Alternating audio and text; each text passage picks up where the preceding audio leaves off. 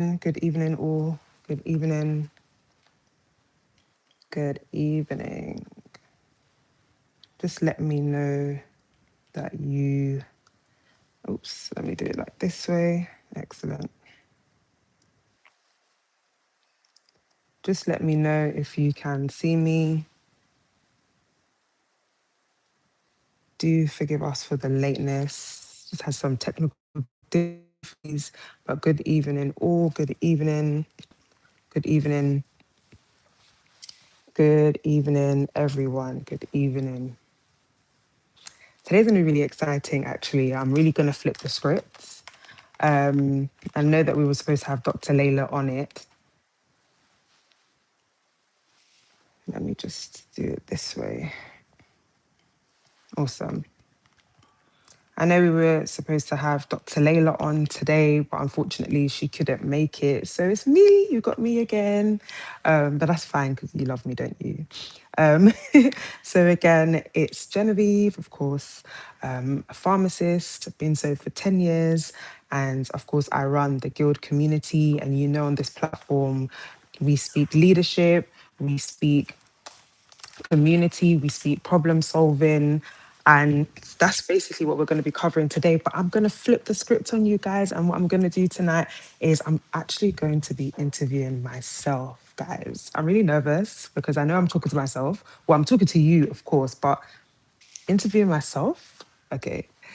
But I just felt that we needed something fun, interesting, engaging. So I'm really looking forward to doing this. So, you know, we spend a lot of time, you know, analyzing and looking at other people's careers and their development. But, you know, sometimes we rarely stop to actually examine our own journey. So that's exactly what I'm going to do tonight. I'm going to examine my journey through the questions. So I've got my iPad here. So please do allow me to look at my iPad, and then we'll take it from there. Okay.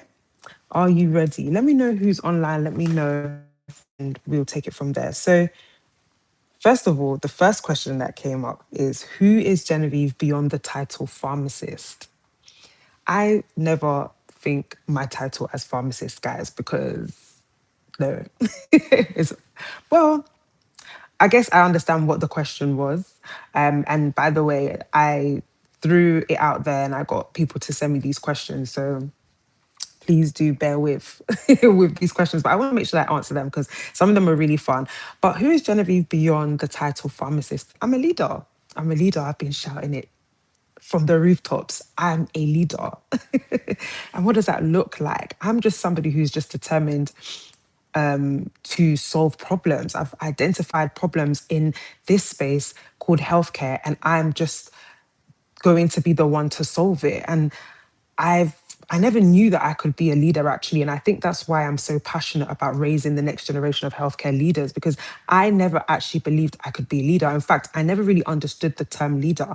I thought that a leader was confined to a job title. You have a manager, you have a supervisor, you have a CEO. But I didn't know that you could actually just choose to be a leader. You could be somebody that would step out of the box, would step out of the norms and just lead and just identify issues and just choose to not be the complainer, but be the person who solves those issues. So I am a leader beyond the title of a pharmacist. I'm a leader. I'm, yeah, I think that's the best description for myself. So, when you first qualified, what did you think your career would look like? Honestly, I definitely didn't think it would be where I am now. I didn't think that. I didn't think I would be running a platform like the Guild community. I literally just thought I would work in community pharmacy for the rest of my life. And it's so weird because, and I think, because obviously I feel like when I was in university, the only career paths that were presented to us were either you work in community, you work in hospital, or you work in industry. And we were always told that getting into industry is difficult, right? So I never thought that I would go beyond that pathway. And in all honesty, I think when I was in university, or actually when I was applying for my pre-reg, I had applied for hospital actually initially, and I had loads of interviews, but I didn't get any. So because of that disappointment, I had just decided that hospital was not for me. So if I look at the early stages of my career, I literally just whittled myself down in just being a community pharmacist, working in boots, probably climbing up to the role of manager, and that would have been me. But little did I know where my journey would take me, where my path would take me to this day, where I'm actually able to speak on a live like this and inspire people to step out of their comfort zones, people to step out of their 9 to 5 minds and actually be a leader in the healthcare space. So, did I think my career, what did I think my career would look like? Honestly, I thought that I was just going to be a community pharmacist. I literally thought that that was going to be it. In fact, I think when I qualified, the role of an independent prescriber wasn't really something that was taught to us either. So I didn't even know that that was a thing until I began to ask questions. So again, be very inquisitive about your industry, be daring and bold to step out of your norm. That's all I'll say. So when did you realize that your qualification was only the beginning? I think is when I encountered a community like this. This is when I thought, hi, Maggie. This is when I thought that, or this is when I first realized that my qualification was only the beginning because I'd put so much value in my qualification, but there was so much to me then the certificate that I left university with. I didn't know that I could lead people. I didn't know that I could speak to people. I didn't know that I could help people outside of a job. But I found that I began to realize that actually life goes beyond my qualifications when I entered into a community like the guild community.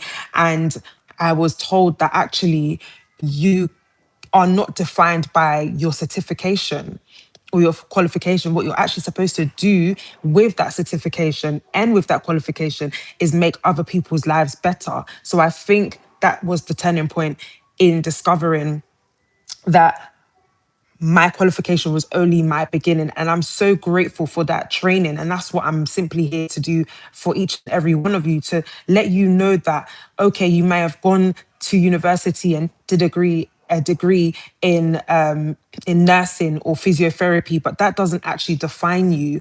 And again, I think when you tie yourself so heavily to your qualification, more disappointment comes, especially when things don't go your way. Because as I mentioned earlier, I really wanted to be a hospital pharmacist. In fact, my pre-reg, so that sort of like your training year when you've qualified or when you've graduated from uni, all my applications were actually to hospitals. I didn't even bother applying for any community places because I actually, good evening, I didn't apply to any community places because I just didn't see myself there. I thought I was going to be one of the, cool people on the ward rounds and stuff like that. And when I didn't get it, I was so disappointed.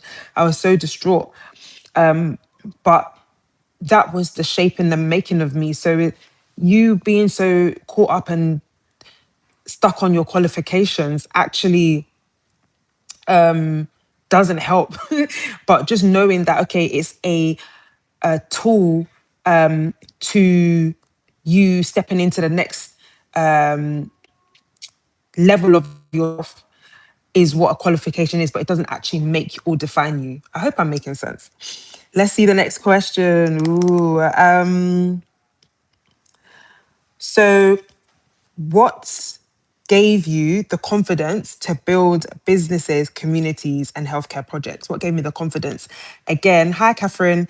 Again, right? It's because somebody saw me and decided to build me. Somebody saw me and decided that they were going to, somebody saw me and they decided that I was actually good enough to build something.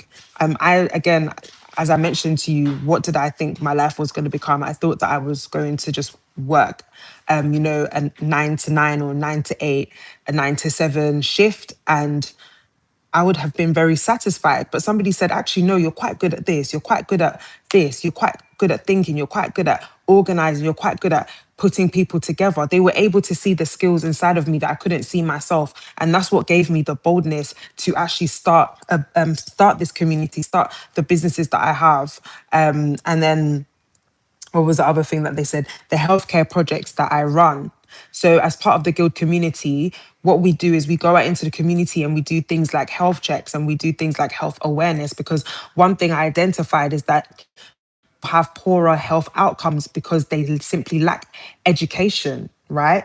So, I literally was poured into, which is the reason, or that's what has given me the confidence in order to pour into somebody else, maybe somebody here watching this YouTube live tonight, or somebody who I encounter or engage with on a daily basis when I'm running the guild community. So because somebody gave me the confidence, I can now go out and give somebody else the confidence. So yeah, I think that's the answer for that. What has been one of the hardest parts of creating your own path? One of the hardest parts of creating my own path is creating my own path. Because there's no guidance, there's no legislation or rules and regulation. Of course, obviously, if you're running a healthcare practice, there are things that you have to abide by, right? You have regulation, but in terms of like business itself, it's literally like a learning curve. And again, luckily for me, I do have a very strong community of people that I can turn to. And again, the beauty of being a healthcare professional, I think the skills that I think I've taken from being a healthcare professional is always the ability to acknowledge that you don't know everything. We have a strong culture of continuous learning. Every year, you know that we do CPD. So we already have a strong culture of continual learning. And I think I take that also into the place of business or the place of community building, just acknowledging that I don't know everything, but leaning on the strengths of other people in my community. And that's why I'm always emphasizing and always promoting join the guild community, because we really are a community of people who just want to help each other. So where I might not be strong in a particular area, somebody else is. And when we come together, we create a beautiful symphony. So the question again was, what was the hardest parts of creating your own path? Was literally creating my own path and deciding to step out of the traditional job pathway, if that makes sense. I'm really enjoying this. Please keep commenting. It's really encouraging me. It's letting me know that, you know, I'm not talking I'm not talking left. And I really hope that you're enjoying this conversation as much as I am. So, what problem in healthcare frustrates you enough to want to solve it? The hugest problem I see is just the fact that we don't have enough innovators. We don't have enough people. Hey, Benny. I feel like Benny's like my biggest fan, and I always appreciate when I see her on. It gives me a lot of confidence. So, hi, Benny. So, the hugest problem I see is the lack of desire to innovate, the lack of desire to innovate. So, what does that look like? People have gone through so many years of hard work. They're not being paid what they deserve. For example, there are so many staff cuts, there are so many finance budget cuts that just make healthcare professionals' job the more difficult. And that kind of strips the heart out of the professional sometimes. It's just almost like I'm just coming to this job to tick off a box, pay my and go. And then because of that loss of passion, they're no longer willing to actually do something about the problems that they're seeing. And that's what I'm trying to do. I'm trying to inject the love back into healthcare professionals so that they can actually create and solve the problems that they see. So can you imagine that the problem I see is the fact that people don't see the problems that they see? It's so weird, but yeah, that's what the guild is all about. Honestly, it's just good evening. It's just about making sure that healthcare professionals still feel the same passion that they felt when they started practicing. Many of us started working in the healthcare space because we wanted to help people, but along the way, you lose that passion because of the bureaucracy and the strain of the work. But no, we're actually supposed to be leaders in that space. So we need more leaders. That's the problem that I've identified and I'm desperately trying to solve. So yeah, This question should have actually come in the beginning, but why did you start the guild community? And I think I've said it over and over again, is to raise the next generation of healthcare leaders, honestly, because who else is going to decide to take the reins and actually do something about what the issues that they see?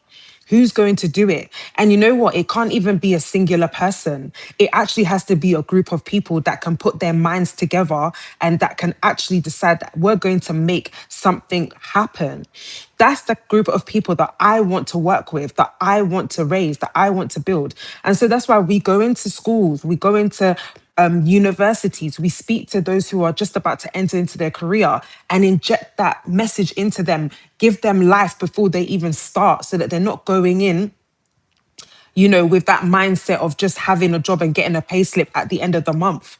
No, you at 18 deciding to be a neurosurgeon can actually transform and change the world with what you've learned. You can actually develop the next innovation. Excuse me. You can actually develop the next innovation that will completely form lives, that will change lives. Because if you look at the medications that we have, or now the wearables, the health tech solutions that are coming up, these are people who are thinkers. These are people who are solution providers. We need more of those, and we need more of those younger as well, which most importantly, which is the reason why I'm so emphatic about speaking to those in schools, those who are in universities, because if we're able to shape the minds right from early, then they won't have to go through all the stresses and strains that maybe those of us who are more mature in our careers have gone through. So I hope that you understand why I created and I think I could literally spend a whole off label just talking about why I created the guild community. But it's primarily to raise the next generation of leaders. And I don't want that to be a gimmicky line. I genuinely mean it. We need people thinking different. We need people who just want to make a difference and impact healthcare. So, yeah. What have you learned about leadership that nobody taught you at university? University didn't even teach me leadership. So there would actually be nothing to compare to. Like, it didn't teach me leadership. Again, I told you all that I believed that leadership was simply a title, it was a management position, it was a job role. I didn't know that. I didn't know what leadership was. I didn't ever position myself or think that I could be a leader. So I don't think that university taught me to be a leader. I had to learn that on my own. I had to learn that through the community that I joined.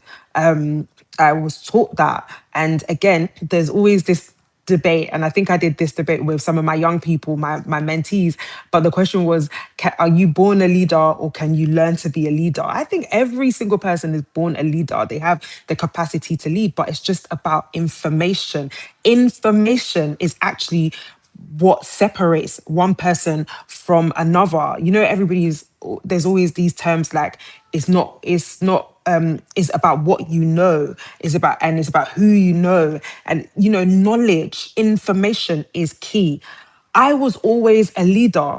I was always a leader, but I didn't know that until I was told and taught how to be one. So did university teach me about leadership? Absolutely not. And that's not the system's fault. That's not their fault. That's not the point. They're supposed to teach me how to check off prescriptions, how to understand how medications work and the likes, but they didn't teach me to be a leader, no. How do you know when to keep going and when to change directions? I think you'll feel it. For me, I decided to change directions when I got to a place where I just felt dissatisfied with life. I just felt like I needed more. I needed to do something. I needed to make a difference, right? So that first started off with me going back to uni and doing my postgraduate certificate as an independent prescriber. And then secondly, of course, was to build the guild community. So I think at certain stages of your life, if you're observant of yourself, you will know, or you will be able to note that actually I'm not satisfied with life at the moment. Like, inside of you that you can be more, you can give more, and ignore that. Don't ignore that. Don't ignore that. Like, look into it, see what you can do. That's how a lot of people have done absolutely amazing things and created awesome things, mind-blowing things, because they got to a stage of their life where they were just simply tired of how their lives were going, and they just decided that, listen, I'm going to make a change. So I think that's what helps me to know when to keep going and change direction. And of course, I have mentorship. Mentorship, leadership is so critical, guys. Having somebody who can look at things that from perspective that maybe you wouldn't be able to look from, and tell you, oh, actually, why don't you try this? Why don't you do that? It goes a long way. It was actually my mentor that called me up and said, hey, why don't you build the guild, build your community? And that's what I decided to do, because I knew inside of me that there was so much more for me to offer, but I didn't know what that looked like. But I had a mentor that was able to say, actually, this is who you like. This is who I think you are.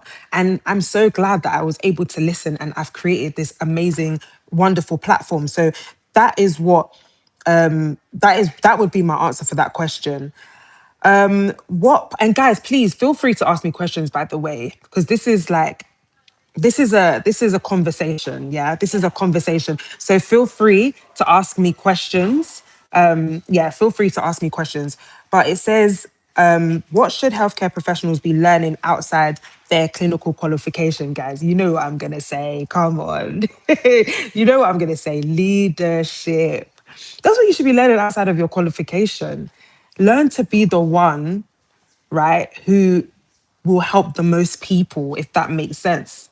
Learn to be the one that will help the most people.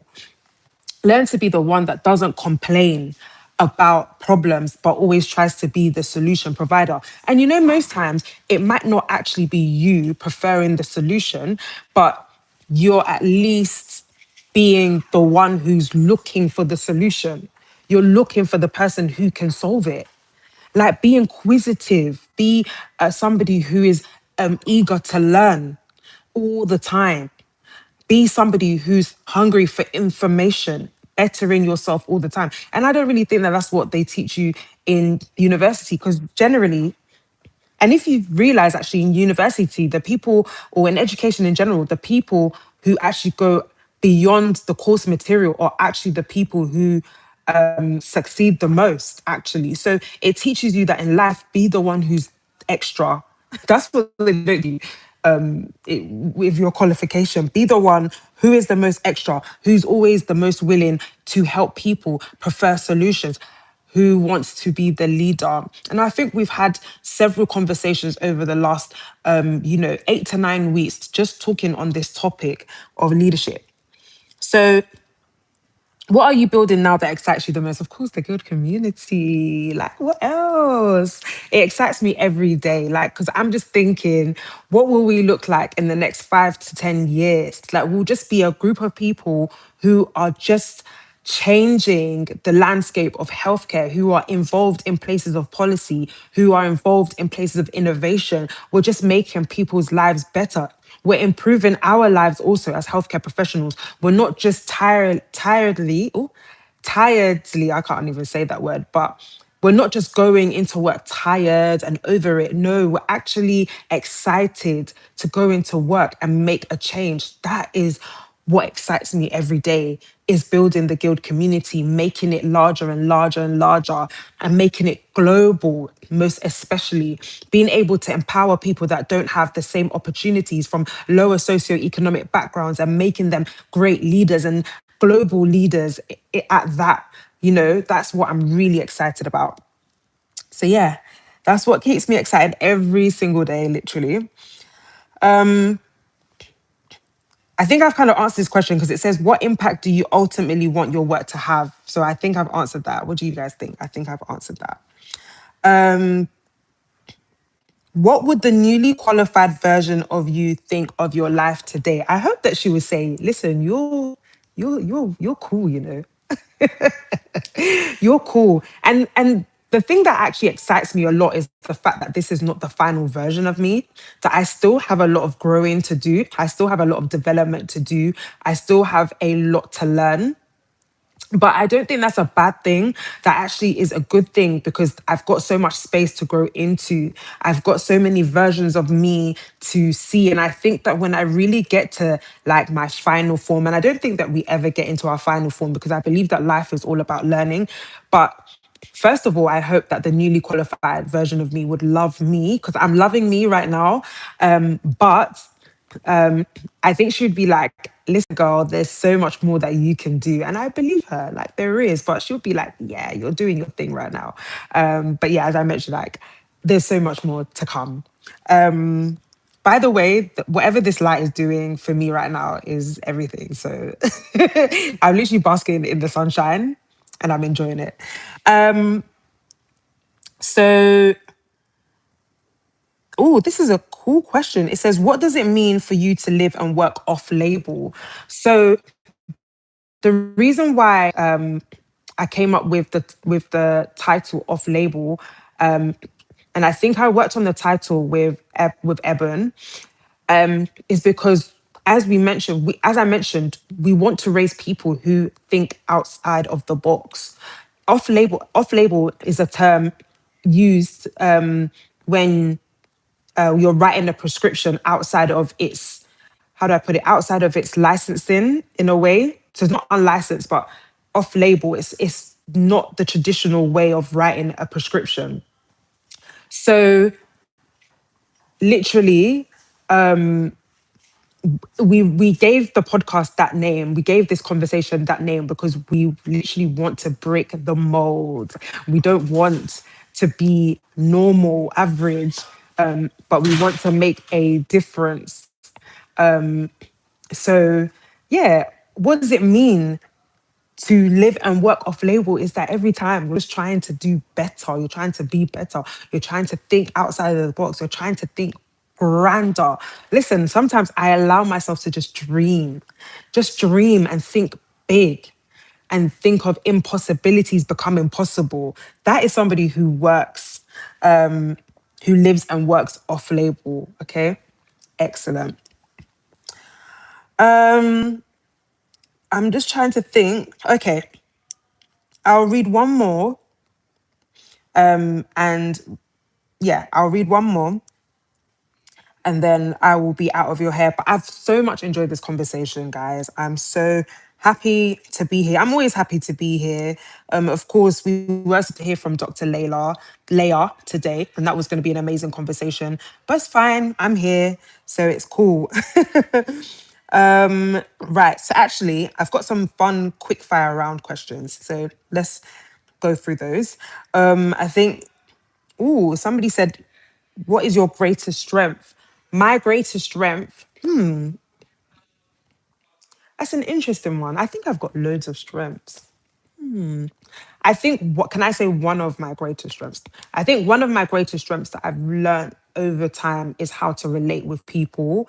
I think I've been able to exercise that via work, obviously being a pharmacist, but also the work that I do in my community. So I think being able to work with different types of people, I've definitely grown in strength in that area because, and it's so important, especially being a leader. You will have to know how to work with different people, how to interface with different people, if that makes sense. You will have to learn how to do that. So I would say it's one of my greatest strengths because I would like to say that I have a few. Um, but yeah, that's that. Um, One word for your current season. Ooh, building. That's one word for my current season. Building. I'm literally in my building bag right now. Like I'm just trying to build a monster. Um, Not monster in a scary sense, but obviously just something really great. So I think I would say building. One thing you want to achieve before the end of the year, I really, really, really want to grow this community to at least 100 solid members. So if you haven't joined, you better join. But yes, one thing I want to complete at the end of the year is just getting the word out about the guild community and building our community to 100. And actually, we're very, very, very close. We're very close.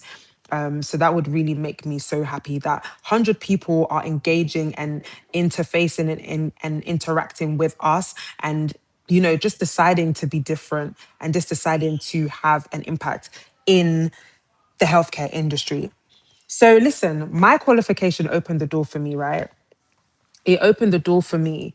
But what I am choosing to build is way beyond my qualification. And that's really what I think this conversation was about, that you do not have to be confined by your qualification or what you went to university to do, but you actually can look beyond that and build something grand, build something amazing. And that's what I'm doing. So thank you so much for your time. Thank you for joining me. I've had so much fun doing these questions. And hopefully next week we should have another guest on who I think you will really enjoy your time with him. So thank you again for joining. I know it wasn't what we planned, but I still had fun nonetheless. So do have an amazing rest of the week, and I'll see you again next week. Thank you. Thank you, Lydia. Thank you.